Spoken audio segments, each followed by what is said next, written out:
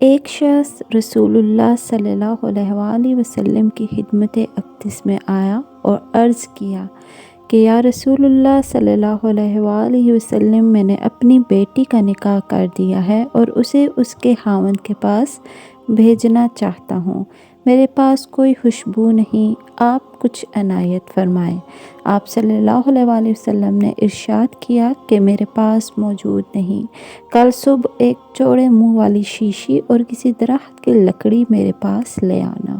دوسرے روز وہ شخص شیشی اور لکڑی لے کر حاضر خدمت ہوا۔ آپ صلی اللہ علیہ وآلہ وسلم نے اپنے دونوں بازوؤں سے اس میں اپنا پسینہ ڈالنا شروع کیا یہاں تک کہ وہ بھر گئی۔ پھر فرمایا کہ اسے لے جا، اپنی بیٹی سے کہہ دینا کہ اس لکڑی کو شیشی میں تر کر کے مل لیا کرے۔